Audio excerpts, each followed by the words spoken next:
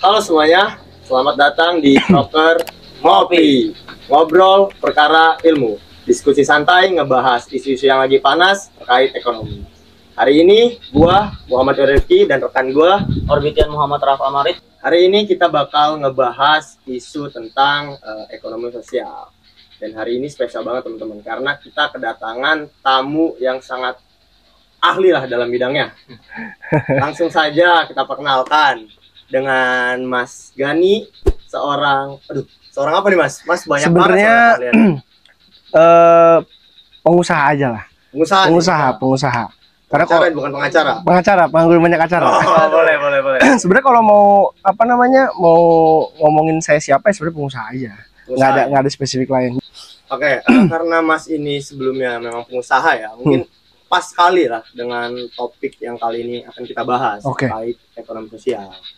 Cuman lebih jelasnya mungkin kita tanya dulu nih. Boleh. Hari ini Mas, gimana kabarnya? Alhamdulillah saya sehat, terima kasih. Teman-teman sehat? Alhamdulillah. Walaupun deg-degan dikit lah. Kenapa deg-degan pertanyaan saya? Aduh, lumayan lah, pressure dikit. Padahal saya biasa aja loh. Oke. Kesibukan akhir-akhir itu biasanya Mas ngapain? Sebelumnya makasih teman-teman udah ngundang saya. Kalau misalkan ditanya kesibukan saya akhir-akhir ini, yang pasti ngelakuin bisnis saja. Business as usual yang biasa saya lakuin. Terus sekarang saya lagi suka berkebun. Karena teman-teman datang ke tempat saya bisa lihat kan kebunnya. Kebun saya ada yang lagi saya tanam tuh ada 4. Yang jadi fokus utama saya itu ada telang, ada kemangi, ada bayam Brazil, sama ada daun mint. Itu yang jadi fokus utama saya. Udah gitu. Ada yang bisa dikonsumsi belum? Udah, kemangi sama daun telang. Harusnya jangan kopi kita nih. Telang, cuman harus undang saya lagi berarti. Oke. Harus undang saya lagi. Next harus undang saya lagi. Aman aja. Gimana aja. Mungkin langsung aja Mas, karena kita ngebahas tentang ekonomi, kita ngebahas tentang tingginya angka pengangguran di Indonesia, terutama bagi kita nih lulusan S1 nantinya. Karena ini menjadi kecemasan gitu Mas bagi kita semua. Sebenarnya tuh apa sih yang menjadi faktor utama gitu yang menyebabkan tingginya angka pengangguran pada lulusan S1 gitu Mas? Menurut Mas sendiri gimana? Sebenarnya yang menjadi salah satu faktor utama kenapa pengangguran tinggi itu yang sempat kemarin kita bahas, yaitu kualifikasi dan juga mungkin dari individunya itu sendiri. Kalau kualifikasi, banyak sekali perusahaan tuh pengennya kualifikasinya udah hebat, dalam tanda kutip udah ada pengalaman, terus mereka punya keahlian tambahan. Apalagi kalau teman-teman di sini ada yang jago videografi, fotografi, itu di perusahaan pasti dipakai. Walaupun mungkin bidangnya bukan itu, pasti kepake. Karena bisa dibilang ya kita dapat tenaga tambahan, tapi nggak dibayar gitu kan, dibayarnya sesuai dengan job desk-nya gitu. Nah, itu dari masalah kualifikasi. Terus kalau dari internal kita, kadang kita tuh nggak pernah mau improvement. Ketika kita udah selesai nih, jurusan apa? Manajemen ya? Jurusan manajemen, ketika kita udah belajar manajemen, kita nggak mau mempelajari hal lain. Kita nggak mau mempelajari AI mungkin ya. Yang fokus satu bidang aja. Udah deh saya mau belajar manajemen aja, lulus saya mau ngurusin perusahaan segala macam. Padahal nanti in the future itu hal yang kita pelajari sekarang mungkin udah nggak relevan lagi di masa depan. Nah, itu yang menjadi masalah kita sekarang. Jadi sebisa mungkin salah satu faktor-faktor utamanya adalah ya individu kita sendiri dan mungkin kualifikasi serta pengaruh dari ekonomi yang membuat kita nggak bisa punya kerjaan. Gitu sih. Mungkin kalau misalkan kita bilang soal kualifikasi ya, memang di zaman sekarang ini kualifikasi itu dari perusahaan memang bisa dibilang tidak manusiawi karena menurut saya pribadi adanya kualifikasi yang rumit malah membuat kita nih terutama yang biasanya fresh graduate bahkan minim pengalaman sulit sekali mendapat pekerjaan. Mungkin kalau dari segi pemerintah sendiri nih, apakah ada dari pemerintah pelatihan gitu ya, solusi gitu untuk kita nih lulusan agar siap gitu setelah lulus? Sebenarnya kalau pemerintah sendiri banyak banget solusinya. Dari Dinas Tenaga Kerja itu yang pernah saya pahami dan pernah saya lakukan juga, ada kegiatan yang namanya cooking class. Diajarin cara memasak. Ada juga cooking class, terus ada juga kecantikan, diajarin cara make up. Dan beberapa lulusannya ada yang udah punya make up sendiri, tapi namanya tempat make up sendiri, make up artis sendiri gitu. Tapi ya kalau dari segi pemerintah sendiri, rata-rata mereka mempunyai solusi yang dimana berbasis pelatihan. Dan sekarang juga kan pada saat programnya Jokowi itu, Pak Jokowi itu mereka membuat Pak Jokowi membuat itu apa namanya CASN, apa sih bahasanya saya lupa, P3K. Oh iya. Itu kan memudahkan orang untuk bisa kerja tanpa harus menjadi PNS tapi mendapatkan gaji dan juga gaji seperti PNS gitu. Jadi kalau dari segi pemerintah sendiri yang saya pahami udah banyak sekali sebenarnya solusinya. Cuma terkadang emang yang disediakan oleh pemerintah itu membutuhkan sedikit effort dari kita untuk kita bisa dapat itu gitu. Kita harus jadi magang dulu selama setahun di dinas dan segala macam, atau kita harus punya kualifikasi tertentu yang emang spesifik ke dalam dinas itu gitu. Dan mungkin untuk di zaman sekarang kayaknya menjadi PNS bukan suatu hal yang seperti dulu gitu. Iya. Kenapa itu, Mas? Dulu amat diidam-idamkan. Iya. Kalau PNS tuh kalau bahasanya calon menantu idaman, Iya. kan? Calon menantu idaman gitu. Kalau sekarang mungkin udah nggak terlalu gitu. Sekarang udah banyak sekali kualifikasi jobs yang lebih banyak lagi yang nggak melulu tentang PNS gitu. Jadi ya sebenarnya sebagai anak muda apalagi lulusan S1 nanti di kemudian hari ya harus bisa agile, harus bisa memahami konsep dunia sekarang seperti apa atau in the future. Dan kita harus secara nggak langsung kita harus banyak-banyak baca untuk memahami ke depannya nih apa yang masih relevan untuk kita. Mungkin gitu. Kalau dari segi pemerintah gitu, dari segi pemerintah dan juga pribadi kita sendiri harusnya seperti apa. Oke. Tadi kan udah ngebahas dari sisi kualifikasinya. Ya. Mas. Nah, oke, mungkin kita geser di arah individualnya. Oke. Nih, misalnya nih, apakah kurikulum di pendidikan sarjana S1 itu emang udah relevan supaya kita ini setelah lulus bisa mengikuti pekerjaan gitu? Oke. Pekerjaan. Sebenarnya kalau perihal dengan pendidikan, yang selalu saya kritisi adalah kenapa pendidikan di SD, tingkat SD, SMP, SMA hingga kuliah itu kurang relevan untuk saat ini. Kenapa tuh? Kenapa? Kalau SD mungkin oke, kita mempelajari baca dan tulis, mempelajari ilmu dasar dari sebuah mata pelajaran. Di SMP kita mulai masuk, namanya juga kan sekolah menengah pertama. Kita mulai mempelajari atau memilih secara spesifik kita maunya di bidang apa. Kita mempelajari IPA, kita mempelajari IPS, kita mempelajari matematika. Dan setelah itu masuk ke SMA kita mulai milih kan, Iya. IPS apa IPA atau bahasa mungkin zaman dulu. Ketika milih IPS belajar tentang sosial, akuntansi, ekonomi dan segala macam. IPA belajar tentang sains dan biologi. Nah dari situ ini mulai ada problemnya.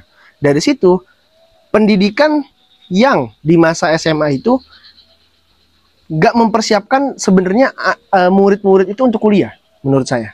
Kenapa itu? Ada mungkin sekolah-sekolah swasta mungkin beda ya. Tapi kalau sekolah-sekolah negeri menurut saya nggak terlalu relevan. Pembahasannya masih pembahasan zaman dulu. Dan banyak sekali guru-guru yang nggak mau beradaptasi dengan media sosial, nggak mau beradaptasi dengan artificial intelligence yang sekarang sudah ada. Kita kan nggak pernah diajari bagaimana berbicara dan juga mendengarkan, speaking and listening. Kita cuma belajar membaca dan menghafal gitu. Padahal di sisi lain ada banyak sekali yang harus kita persiapkan untuk nanti masuk ke masa kuliah. Di masa kuliah lebih banyak presentasi kan? Iya benar. Tapi ketika masa SMA dan masa SMP jarang sekali ada pembelajaran tentang kamu harus jago public speaking, kamu harus jago memimpin diri sendiri, leadership, kamu harus jago critical and creative thinking. Nah disitulah poinnya sebenarnya. Jadi ketika ditanya apakah relevan atau tidak, menurut saya tidak. Sampai ke tahap masuk kuliah pun menurut saya masih kurang relevan. Karena pembahasannya baik lagi textbook. Apalagi kalau misalkan sekarang masih banyak sekali sekolah yang gak boleh pakai AI, gak boleh pakai ini, gak boleh pakai ini. Padahal AI dan juga Google dan juga IoT atau Internet of Things itu harus dijadikan sebagai bahan referensi. Siapa di sini yang ngerjain tugas nggak pakai Google, nggak pakai AI? Bohong, nggak usah bohong sama saya. Pasti pakai Google sama AI kan? Setiap hari. Setiap hari kan? Setiap hari, Pasti. Tapi ketika teman-teman buka AI dan buka Google, nggak semerta-merta, oke ini bagus kita copy paste, nggak mungkin. Pasti dibaca dulu kan. Ujungnya kita belajar ya kan? Ujungnya kita belajar dulu. Jadi ya, menurut saya poinnya ada di situ. Kadang kemalasan kita itu malah membuat kita belajar. Saya sering banget ketika saya malas membaca sesuatu, saya searching. Tapi ketika saya searching malah ChatGPT menjelaskan kepada saya menggunakan bahasa yang lebih sederhana. Dan saya bisa lebih memahami. Nah, disitulah poin saya belajar. Gitu. Jadi, kalau misalkan kita merasa bahwa pendidikan yang sedang kita hadapi sekarang itu kurang relevan atau irrelevan, yang harus kita lakukan adalah kita mempelajarinya secara mandiri. Kita belajar secara diri. Individu kita sekarang ini harus mulai mau belajar secara mandiri. Mencari apa yang kita mau, mencari apa yang kita inginkan. Karena kalau enggak ya kita akan berada di level cuma sekedar menjadi S1 biasa aja. Dan kita nggak bisa menjadi S1 biasa aja. Kita harus menjadi S1 yang luar biasa gitu loh. Harus berbeda. Harus berbeda. Different gitu loh kan. Kalau misalkan nggak different ya kita akan menjadi sama gitu loh. Dan saya merasa dari kalau misalkan program ini dijalankan secara konsisten, bisa menjadi salah satu pembelajaran untuk teman-teman yang ada di sini gitu. Setelah yang Mas jelaskan tadi mengenai pendidikan Indonesia yang mungkin sekarang ini kurang relevan karena memang kita dari kecil diajarkan untuk apa ya, tidak bisa beradaptasi gitulah sama yang sekarang. Nah mungkin kalau misalkan kita nih sebagai lulusan S1 ya, kadang itu lulusan S1 sering sekali yang namanya gengsi. Oke. Apalagi mengenai pekerjaan, karena dia lulusan S1, gengsi lah kerjaan ini gajinya kecil. Iya. Gitu. Itu tuh jadi apa ya, kebiasaan. Betul. Padahal kan kerja itu semua sama aja, kita dari kecil tuh dari bawah dulu. Betul. Menurut Mas gimana? Kalau menurut saya gini, pendapat tadi yang terkait dengan S1 tuh banyak gengsinya, saya setuju.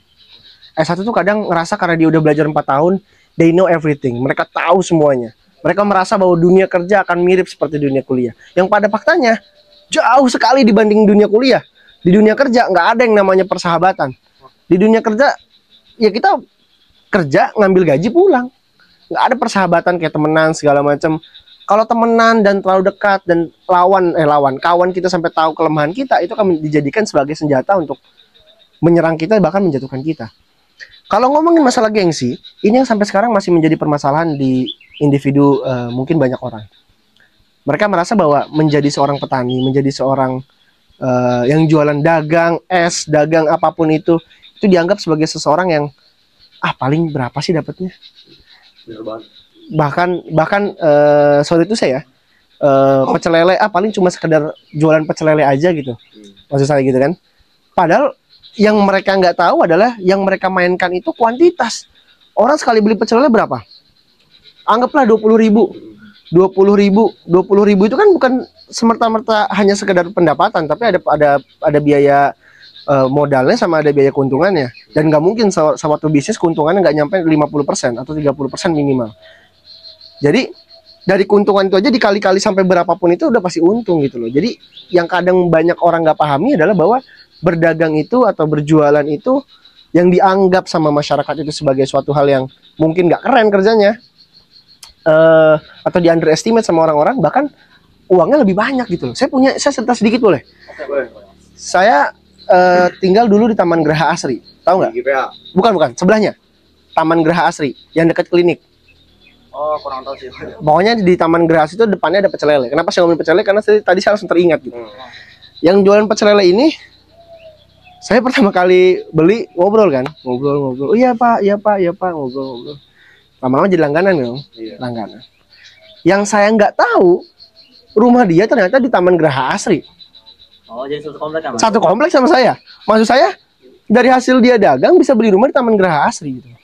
Jadi maksud saya, ya itu poinnya bahwa berdagang, berjualan itu nggak semerta-merta nggak ada duitnya gitu. Padahal banyak duitnya. Sekarang sebutin ke saya, apa sih yang kita cari dari ketika kita bekerja tuh? Uang kan? Uang pasti. Uang kan? Startup sekarang yang ada di Indonesia itu semuanya nggak ada yang untung, semuanya rugi. Even Gojek dan juga Gojek dan juga Tokopedia mereka masih rugi 5,6 triliun di tahun ini. Tapi sama pecel lele atau untungan pecel lele, di bisnis kita pengen untung. Dapat rumah? Iya, dapat rumah, bisa beli rumah. Kadang kalau habis Lebaran dia libur sebulan. Gimana coba? Saya mau beli udah nggak ada gitu, misalnya udah tutup dulu, nanti bulan depan jualan lagi ya gitu. Jadi maksud saya, yang kadang kita nggak tahu itu, mereka berjualan itu udah menjadi kebiasaan mereka gitu. Mereka happy ngelakuinnya dan mereka nggak mencari keren, karena percuma keren kalau nggak ada uangnya. Buat apa?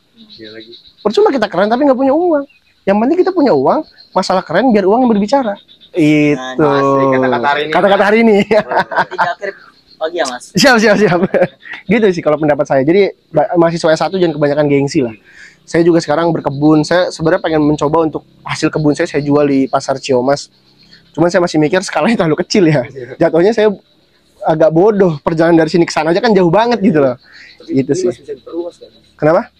Masih bisa diperluas, tapi kan butuh uang juga. Jualan dulu gitu. Paling gitu sih.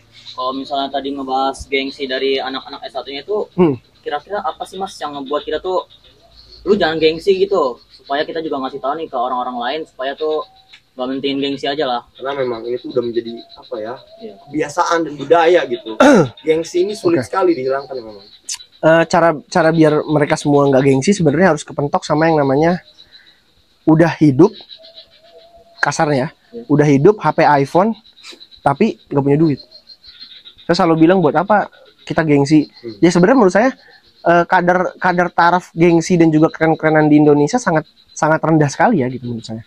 Orang pakai iPhone dikit dibilang keren, orang pakai ini dikit dibilang keren. Menurut saya itu keren yang dimaksud tuh keren yang seperti apa sih gitu loh. Jadi untuk menyadarkan mereka sebenarnya harus ada momen di mana mereka kepentok. Ini mau nggak mau gue harus jualan nih. Gitu. Ini mau nggak mau gue harus, kalau bisa dibilang ya, apa namanya, nyapu jalan gitu. Harus ada momen itu gitu. Karena kalau misalkan kita nggak nyampe ke momen itu, kita akan selalu merasa di zona nyaman. Kita merasa bahwa ya gengsi kita akan terpenuhi, ego kita akan selalu terpenuhi. Nah, yang harus diturunin ya gengsinya itu dulu gitu. Gengsi kita tuh akan turun ketika ada satu momen di mana kita nggak punya uang, kita butuh makan, apalagi anak kuliahan, anak kos, pasti apapun akan dilakuin untuk kita dapat uang gitu. Jadi sebisa mungkin yang ada di sini terutama nih, jangan sampai ada gengsi, jangan sampai ada ego untuk bilang bahwa gue nggak mau bisnis ini, gue nggak mau ini, kebanyakan nggak mau. Nanti di 2030 digantiin robot yang nggak punya gengsi, mati kalian, gitu kan? Gitu.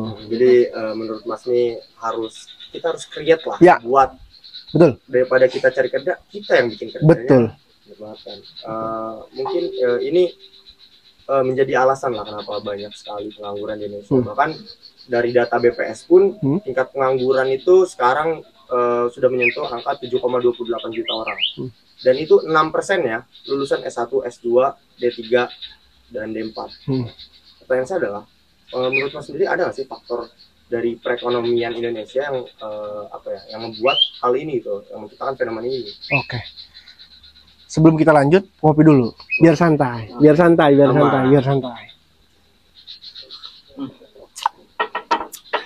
Oke. Faktor ekonomi ya? Faktor ekonomi itu menjadi penentu. Yang kita sekarang lagi hadapi nih, saat ini kita hadapi adalah suku bunga kita tinggi sekali. Apalagi suku bunganya Amerika. Berada di level, seingat saya, sorry, correct me if I'm wrong kalau saya salah, itu sekitar di angka 4. Dan itu minimal harus diturunin sampai ke 2 atau bahkan 1.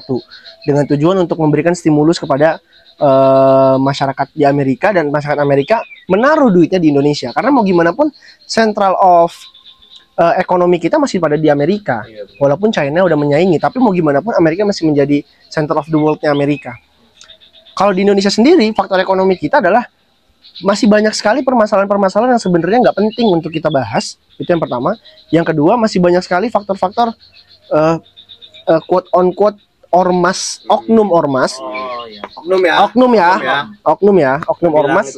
Nggak bilang itu gini, oknum ormas maksud saya yang masih banyak sekali minta pungli segala macam. Jadi maksud saya itu yang menjadi permasalahan, kenapa banyak sekali perusahaan nggak mau invest ke Indonesia. Karena mereka udah capek duluan.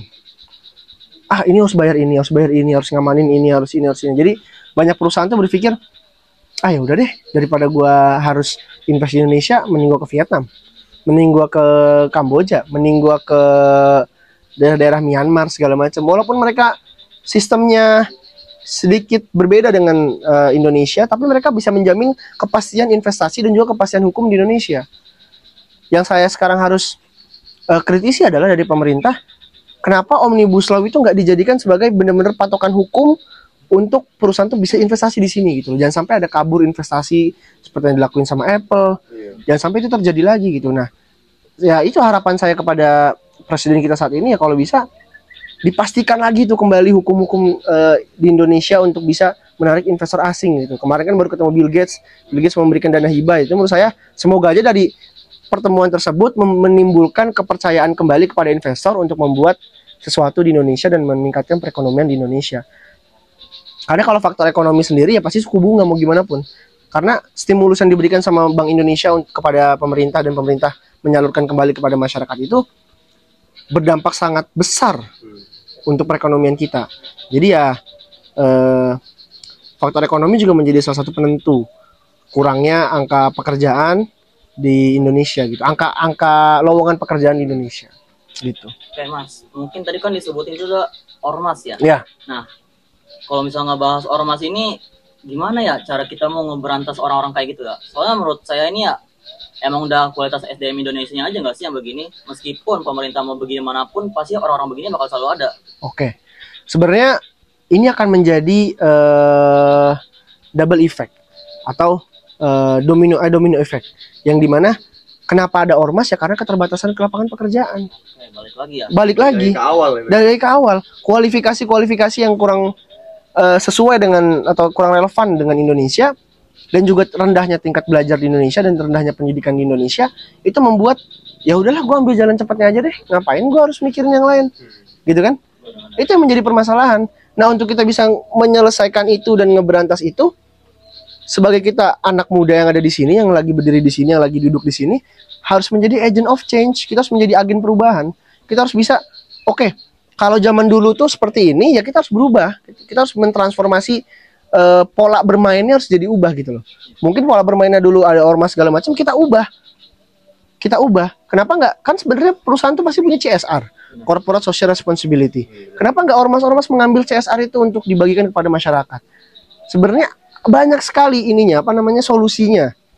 Ya balik lagi, dengan rendahnya pendidikan membuat mereka nggak bisa untuk berpikir secara rasional dalam mengambil sebuah keputusan dalam memilih suatu pekerjaan gitu ya. Mereka mau gimana pun mempertahankan hidupnya, yang penting gue makan gitu, yang penting gue bisa makan, whatever it takes, ya udah gue mau makan gitu, keluarga gue harus makan gitu. Nah, disitulah sebenarnya permasalahan kita dan yang membuat menjadi seperti ini dan memberikan domino efek kepada masyarakat di Indonesia gitu sih paling. Mungkin tadi Mas sempat bahas tentang kasusnya Apple yang sebelumnya tuh emang pengen kan, ya, udah ada rencana buat Indonesia, cuman Apple-nya sendiri itu minta, kalau nggak salah ya, koreksi if I'm wrong ya, 100 tahun free tax ya? Free tax. Menurut Mas sendiri itu gimana itu, kalau misalkan dari sisi Indonesia dan dari sisi Apple-nya itu? Ini pendapat pribadi balik lagi ya. Iya. Kalau misalkan Apple minta tax free selama 100 tahun misalkan ya. Ini kan kasus permasalahan dari iPhone 16 kan. Iya. Kalau misalkan Apple minta tax free selama 100 tahun, ya kita kan nggak harus mengikuti, tapi kita bisa melakukan negosiasi. Kita berikan yang lain gitu loh, maksudnya. Ditolak. Ya jangan langsung tolak mentah-mentah. Coba kita tawarkan yang lain. Oke, misalkan Apple kita bikin aman deh kepastian hukum ketika bangun pabrik di Indonesia. Kita berikan tax free misalkan selama 10 tahun dengan jaminan bahwa TKDN kita terpenuhi, tenaga kerja dalam negeri kita terpenuhi. Masyarakat yang ada di sekitar dibikin nama Apple itu punya yang namanya Apple Academy. Jadi banyak sekali orang-orang yang diberdayakan dari seluruh dunia untuk belajar di Apple Academy. Nah, bikinlah Apple Academy mungkin di setiap daerah, atau dijadikan satu headquarter yang dimana masyarakat Indonesia bisa belajar di Apple Academy, dan setelah itu mereka bisa bekerja di Apple. Lakukan negosiasi gitu. Jangan hanya sekedar ketika Apple minta tax free 100 tahun, ya udah deh, kalau lo nggak mau ya udah nggak mau. Kalau gue maunya begini gitu, nggak bisa begitu. Negosiasi kita harus terbentuk di situ untuk bisa, kalau bahasa kitanya cengli aja gitu loh. Sebagai sebuah negara kan kita harus bisa memberikan dampak positif untuk masyarakat, tapi kepada investor pun kita harus memberikan benefit kepada mereka. Apa yang bakal mereka dapetin ketika mereka datang ke negara kita atau invest ke negara kita gitu. Jadi sebenarnya keduanya harus diuntungkan secara secara materi maupun imaterial gitu. Padahal seandainya kalau Apple ini jadi di Indonesia, seharusnya kita ini banyak ya lowongan pekerjaan yang tersedia gitu ya Mas? Iya. Udah kita dapat lowongan pekerjaan, juga Apple berinvestasi ke Indonesia. Padahal seharusnya itu bisa menguntungkan banget. Tetapi karena kegagalan negosiasi di antara pemerintahnya yang membuat Apple malah pergi ke Vietnam gitu ya Iya, Mas? betul. Memang Seperti itu. Seharusnya tuh mencari win-win solution. Iya, betul. Win-win solution harusnya. Yang mana kedua pihak itu merasa diuntungkan. Betul. Memang pemerintah nih langsung aja cut off. Iya, tapi di sisi lain itu menunjukkan, ini jangan dipotong maksud saya. Iya. Ini jangan. Jadi di sisi lain pemerintah menunjukkan bahwa integritas kita tuh kuat gitu loh. Paham. Ya lu kalau mau kesini ya ikutin cara main gua gitu. Tapi kan sebenarnya di dunia bisnis nggak bisa begitu. Tapi di sisi lain secara nasionalisme itu bagus gitu loh. Jadi kita harus mengambil dari dua sisi juga gitu loh. Sisi pemerintah juga di sisi pengusaha gitu. Mungkin ini ya Mas ya, kita bahas mengenai gaji. Oke. Gaji ini emang masih jadi apa ya? Tabu lah ya. Iya, karena Tabu ya. kita kalau misalkan berkaca dari negara-negara lain, Singapura negara yang lebih kecil dari kita, wilayahnya cuma seluas Jakarta, dia lebih maju, gajinya tinggi. Kemarin tuh sempat berapa mas? Saya lupa. Oh 1.500. 1.500 itu Singapura setara 16 juta. 16 juta per bulan. Per bulan. Tapi banyak juga yang ngomong nih kalau misalkan, ya mereka mah gaji tinggi juga, kehidupannya tinggi, kehidupannya mahal, biaya hidupnya mahal. Nah, menurut mas sendiri gimana? Kalau menurut saya, mau semahal apapun kehidupan di Singapura ataupun di negara-negara lain, tetap ada nabungnya. Karena ketika gaji kita tinggi, pajak kita tinggi juga, ditambah lagi dengan pengeluaran kita tinggi, udah pasti secara fasilitas dari pemerintah, kereta, bus dan segala macam itu pasti lebih baik. Fasilitasnya lebih baik. Jadi mereka bisa men-saving. Mungkin yang kalau di Indonesia harus naik Gojek, naik Uber, atau naik Grab, naik apapun itu, naik Maxim. Di sana bisa pakai transportasi umum, yang dimana kita bayar jauh lebih murah dan itu balik ke pemerintah lagi. Jadi masyarakat itu diajak untuk pakai transportasi umum gitu loh. Dan kalau di Singapura, walaupun kehidupannya mahal sekali makan itu bisa 100.000, tapi penghasilan mereka jauh lebih besar. Walaupun pajaknya mungkin besar, walaupun regulasinya mungkin ribet, di sana nggak, dalam tanda kutip ya, ngerokok dilarang, buang sampah sembarangan kita didenda. Tapi secara fasilitas mereka membuat masyarakat Singapura itu amat nyaman untuk bisa tinggal di Singapura. Karena di Singapura itu kereta banyak sekali. Ada yang keretanya menghubungkan dari tempat satu ke tempat yang lain, ada kereta paling bawah, kereta paling atas, banyak sekali keretanya. Aksesnya gampang. Aksesnya gampang, keluar jalan 5 menit udah nyampe. Keluar jalan 10 menit udah nyampe. Nah, itu kan aksesibilitas kita sebagai seorang individu dalam bekerja tuh dimudahkan sekali gitu loh. Sedangkan kalau di Indonesia kita harus jalan dari rumah ke stasiun itu 15.000 Gojek. Nyampe di stasiun KRL bayar, turun dari KRL bayar 20.000 untuk nyampe ke kantor. Kalau dilakuin sebulan dihitung-hitung duitnya mahal banget sekali. Tapi dari stasiun itu nggak ada penghubungnya untuk sampai ke kantor, nggak ada bis. Harus naik Gojek lagi. Harus naik Gojek lagi mau nggak mau. Dan kalau jalan Indonesia panas. Jalannya pun nggak memadai. Jalannya pun kurang memadai gitu. Jadi ya sebenarnya walaupun gaji mereka besar, pengeluaran mereka pun besar juga, pajak mereka pun besar juga, tapi di sisi lain ada advantage atau ada kelebihan dari negara tersebut yang diberikan kepada masyarakat. Kita kasih nih transportasi umum, tapi lu jalan kaki ya. Nih gua kasih nih ini, tapi lu jalan kaki ya gitu loh. Dan dimudahkan sekali aksesibilitasnya gitu. Waktu saya terakhir kali kemarin ke Sydney, itu aksesibilitas untuk saya berjalan dari rumah saya di sana, dari rumah yang saya tempati di sana untuk jalan ke kampus itu, saya hanya memakan waktu sekitar 1 jam. Dan itu full jalan, dan saya jalan pun nggak merasa capek karena aksesnya bagus, adem, bisa naik bus, dan di sisi lain saya diuntungkan gitu loh, keretanya nyaman gitu loh. Walaupun kadang saya berdiri, tapi saya berdiri pun dengan keadaan nyaman gitu loh. Nah, itulah yang membuat saya merasa bahwa kita ini sekarang sebenarnya harus ada di level pemikiran gaji kita itu sebenarnya harus dibagi-bagi itu banyak sekali pembagiannya gitu loh, yang buat transport, buat makan, buat ini, buat itu, buat nabung. Bahkan nabung udah nggak ada, dipakai buat makan gitu loh. Karena ya baik lagi ya, ada sisi gengsi juga mungkin buat orang-orang yang kerja gaji 6 juta nggak mau makan di warteg mungkin gitu. Kita kan nggak tahu ya, mungkin maunya makan di sini, yang dimana dengan gengsi itu yang bisa membunuh diri kita sendiri gitu. Jadi sebenarnya balik lagi yaitu masing-masing individu kita, dan juga ketika perbandingan gaji seperti itu, kita nggak bisa melihat atau kita nggak bisa menilai hanya sekedar gaji besar pengeluaran besar, nggak bisa. Jadi emang kalau balik lagi ya mas, buat anak-anak muda kayak kita tuh nggak boleh gengsi ya. Betul. Nah, jadi mungkin kita bisa ambil pekerjaan sampingan. Betul. Mungkin juga kita bisa ketika mulai pekerjaan baru emang terima dulu gitu. Iya. Gaji yang nggak seberapa itu, dan mungkin ketika kita konsisten kita bakal nemuin one in a million itu. Iya, betul. Dan juga mungkin solusi terakhir, kita kan tadi kan saya udah singgung, create. Iya. Kita harus bikin peluang kerja itu. Dan sebenarnya menurut saya keberhasilan itu adalah hasil dari kegagalan. Betul. Betul, saya setuju banget itu. Tadi kan ngomongin soal salary gaji. Yeah. Gaji kita tahu sendiri negara lain tuh punya gaji yang tinggi. Nah, udah lama sih belakangan ini nih. Ada hashtag kabur aja dulu. Oke. Tahu kan Mas? Tahu. Menurut Mas nih gimana nih hashtag ini?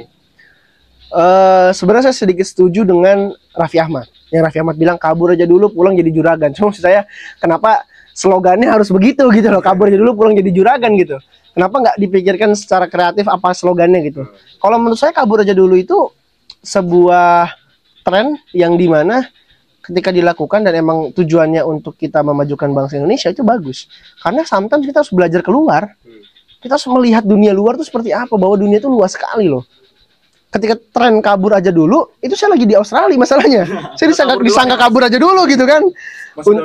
Saya udah duluan gitu loh. Tentunya saya balik lagi. Ketika saya balik lagi, saya udah tahu mau bikin apa di sana, di sini gitu loh. Jadi kalau tren kabur aja dulu, menurut saya, ketika itu dilakukan dan emang betul gitu loh. Karena banyak sekali loh, jangan salah.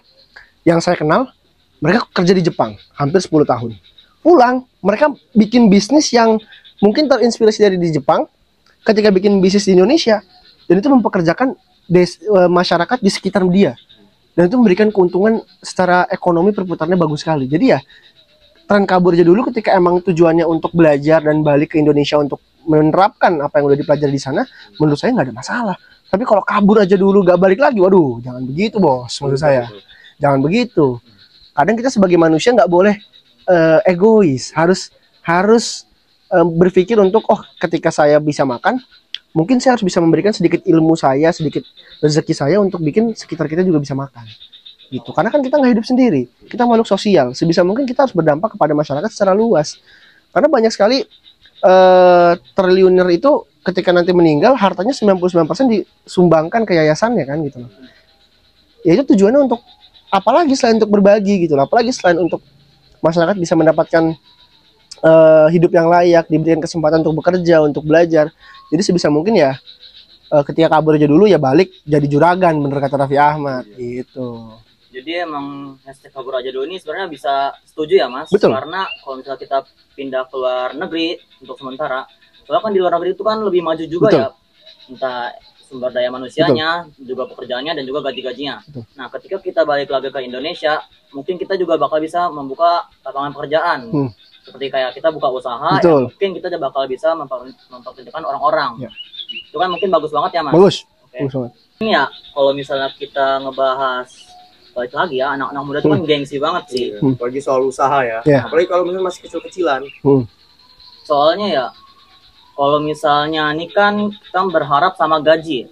Gaji di Indonesia itu kan gak terlalu besar ya. Apalagi buat ngehidupin diri sendiri aja masih kurang. Apalagi buat orang tua dan juga keluarga. Nah, misalnya ya, kita nih anak-anak muda nih pengen buka usaha gitu lah Mas. Kira-kira gimana sih Mas cara mulainya itu? Kalau cara mulainya sebenarnya sesimpel, pikirin dulu mau usaha apa, lakuin yang paling mudah dan resiko paling kecil. Tapi jangan berharap hasilnya besar. Karena risk and rewardnya ketika kita berusaha itu ya tergantung seberapa besar yang kita resikokan gitu kan. Nggak mungkin ada sesuatu hal yang untungnya kecil tapi hasilnya besar. Resikonya kecil hasilnya besar, nggak ada gitu. Jadi semuanya pasti kembali lagi kepada ketika resikonya kecil ya hasilnya juga kecil gitu loh. Nah, ketika kita berbicara tentang dunia usaha, yang paling harus pertama kali dilakuin adalah ya udah berusaha, lakukan itu apapun itu gitu. Mau hanya sekedar jualan tanda kutip, jualan pop ice, jualan es, jualan apapun itu ya bisa gitu loh. Gitu. Jadi apapun itulah, do whatever you want dan jangan pernah ada gengsi gitu. Sebenarnya saya sedikit sharing aja ya. Ya. Saya pengen tahu nih kan Mas juga sebelumnya aku bisnis ya. Sebelumnya pada tahun 2020 pada saat Covid itu kan hancurnya ekonomi global tuh di situ kan. Termasuk saya yang kecil-kecil lagi ini kena. Gimana? Saya kan waktu itu sempat punya usaha minuman gitu es, matcha kayak ya minuman lah. Saya buka itu pada saat zaman Covid dan ya hasilnya bangkrut zaman Covid juga. Seminggu, harus seminggu tuh. Saya buka setiap hari pantangnya nggak ada yang beli. Orang-orang pada pulang. Gimana tuh Mas menurut Mas? Apa sih sebenarnya yang salah dari saya waktu itu? Sebenarnya yang salah daripada saat itu sebenarnya nggak ada yang salah. Karena udah bagus untuk mau memulai. Tapi ketika kita memulai sesuatu juga harus bisa melihat makroekonominya. Ekonomi itu lagi kenapa? Udah tau lagi Covid, kita malah jualan, ya salah. Harusnya ketika lagi Covid, yang harus kita manfaatkan adalah sosial media. Apa yang bisa kita dapetin di sosial media? Nah, disitulah peran penting dari critical and creative thinking. Karena banyak orang ketika melihat momen, oh orang-orang lagi begini, gue harus begini deh. orang lagi begini, Gus begini deh. Padahal ketika dianalisa nggak harus begitu gitu loh. Ketika zaman COVID ada yang jadi kaya, ada yang jadi miskin kan, gitu loh. Kata tanda kutip ya. Ketika coba pada saat zaman COVID jangan ngelakuin jualan.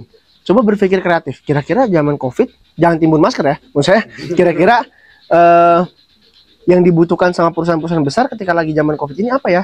Oh, ternyata yang dibutuhkan adalah gimana caranya bisa bikin konten tentang COVID. Ya udah di situlah momen kita bermain dengan kreativitas kita gitu loh. Itulah momen dimana kita bisa berpikir secara kreatif untuk membuat sesuatu yang tanpa kita harus bisa keluar gitu loh. Karena kan banyak sekali. Ingat gak dulu zaman COVID ada video call virtual sama Aureli, tahu nggak? Oh ya, Aureli ngomong udah makan belum sayang gitu. Habis itu saya pernah bikin. pernah bikin. Coba yang bikin masnya pura-pura gitu bikin apa dan itu bisa menjadi brand advertising buat suatu brand gitu. Karena nggak ada yang nyangka gitu loh bahwa bikin seperti itu bisa membuat orang punya uang yang dimana brand menyukai itu gitu. Jadi mau gimana pun ketika ada di momen tertentu yang harus kita pikirkan pertama kali adalah dari momen ini, dari kejadian ini, dari situasi seperti ini, sisi kreativitas kita harus diuji. Kira-kira apa yang bisa kita bikin dengan risiko paling rendah tapi untung paling banyak gitu. Ada kok, ada, tapi kalau usaha ya nggak bisa, risk and rewardnya harus sesuai. Tapi kalau misalkan menggunakan sosial media, ya kita harus berani buka kamera, halo guys gitu, atau buka kamera, ayo kita bikin ini gitu. Jadi harus ada sisi kreativitas kita yang harus diasah ketika ada di situasi tertentu gitu. Oke, kalau ngebahas kreativitas itu kan mungkin waktu COVID itu ya. Nah, kita harus memanfaatkan keadaan sebaik mungkin. Betul. Nah, kalau emasnya ini, masnya pengusaha kan ya? Nah, mas ini waktu awal-awal buka usaha itu gimana gitu? Apa yang jadi motivasi mas supaya aku pengen usaha nih, supaya gue pengen dapat profitnya gitu lah. Sama tantangannya mas pada saat itu. Tahun 2022 itu saya stres. Saya mikir ini COVID, saya nggak ngapa-ngapain. Terus apa yang saya lakuin? Ya kan? Bener dong, apa yang saya lakuin? Keluar nggak bisa segala macam kan? Yang saya lakuin adalah saya telepon teman saya, namanya Mas Bagas. Kamu kan jago video, saya bilang jago foto. Gimana kalau kita bikin agensi lucu-lucuan aja? Kayaknya dari COVID gini agensi jarang ada yang masuk pasar UMKM karena UMKM nggak punya uang kan. Ya udah kita bikin aja free foto 10 kali gratis buat UMKM yang mau gitu. Nah disitulah momen dimana titik saya menghadapi dunia bisnis yang dibayar cuma 140.000. Sehari 140.000 doang hanya untuk fotoin produk, capek-capek kita setting segala macam. Dan untungnya ya 140.000 dapat beli apa gitu loh. Gitu maksud saya kan. Tapi kita kumpulin selama sebulan ya alhamdulillah dapat lah dari portofolio kita dibayar cukup lebih gitu.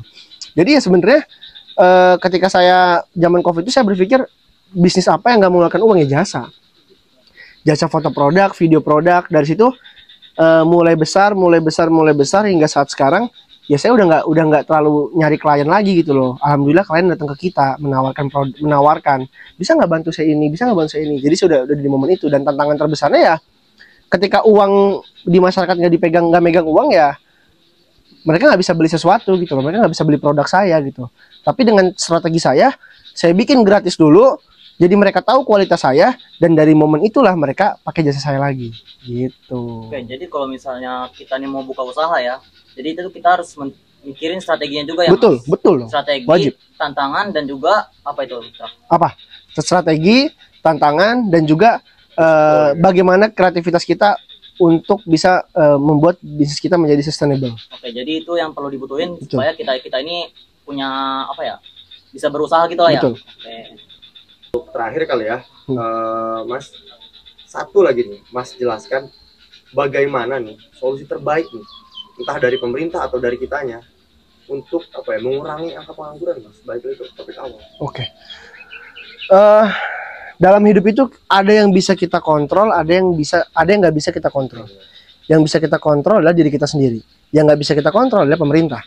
Jadi biarkan pemerintah melakukan apapun itu asalkan baik buat masyarakat, tapi kontrol diri kita sendiri.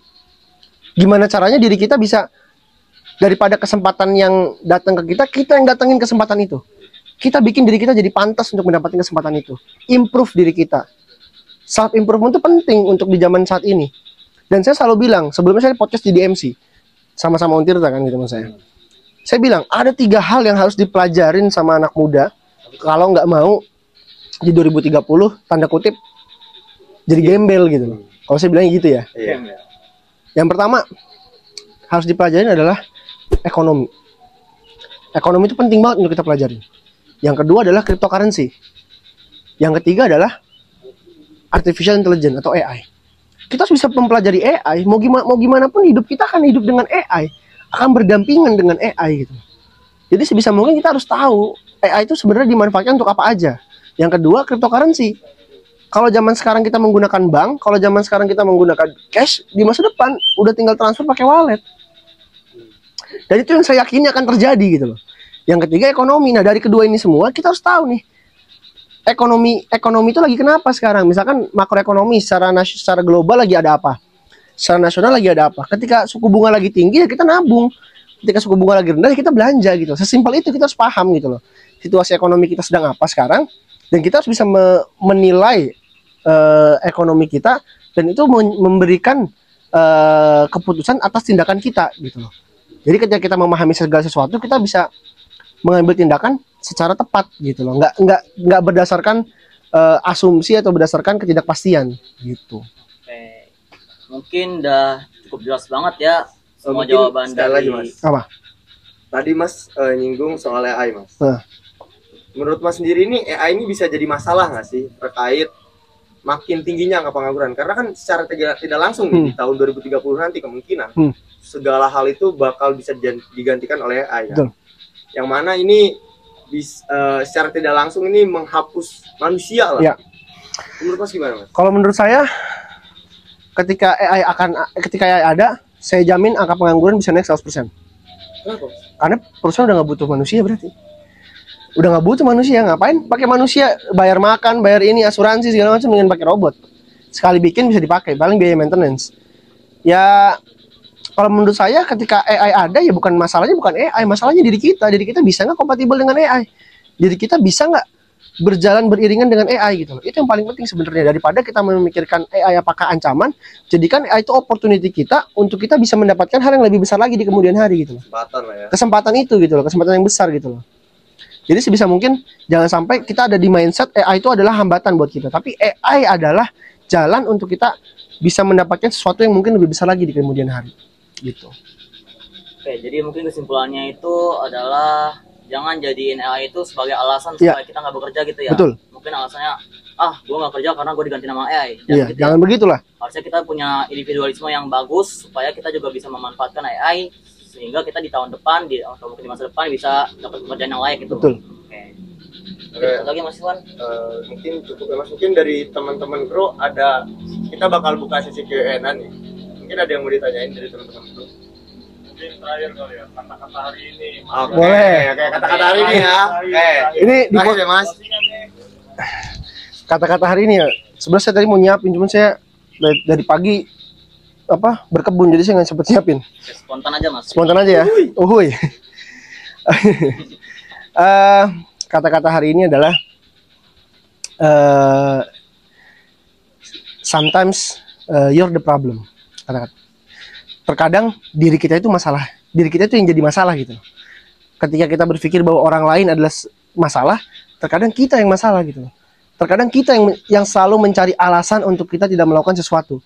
Jadi untuk anak-anak muda seperti kita yang ada di sini, jangan sampai menjadikan alasan itu, atau jangan sampai menjadikan sebuah alasan atau sebuah situasi untuk membuat kita tidak bertumbuh gitu loh. Jangan sampai menjadikan situasi kita itu sebagai alasan untuk kita tidak bertumbuh. Jadi sebisa mungkin kita tetap bertumbuh, tetap improve, tetap menambah ilmu kita, yang dimana supaya kita bisa berkompetisi nanti di 2030, karena game kita ini panjang sekali. Perjalanan kita tuh panjang sekali. Bisa jadi sekarang saya ngomong begini, di 2030 saya nggak punya kerjaan, kan nggak ada yang tahu gitu loh. Tapi sebelum itu saya sudah mengantisipasi gitu loh. Jadi sebisa mungkin jangan pernah menjadikan situasi itu sebagai alasan untuk kita tidak pernah bertumbuh atau belajar. Gitu. Bagus banget ya kata-katanya. Tepuk tangan kan nih? Mungkin terima kasih. Siap, sama-sama. Diskusi kali ini sebenarnya lebih ke diskusi sih. Iya. Makasih banget ya Mas. Sama-sama. Harusnya Mas yang datang, bukan kita yang datang. Nggak apa-apa, santai. Next aja ya Mas, kita di Lavepco. Siap. Boleh. Ya, Mas. Di Lavepco. Aman ya? Boleh. Aman. Di Lavepco. Makasih Mas. Siap, sama-sama. Oke, terima kasih teman-teman buat yang udah nonton. Sampai jumpa di next program ngopi. Ngobrol perkara ilmu.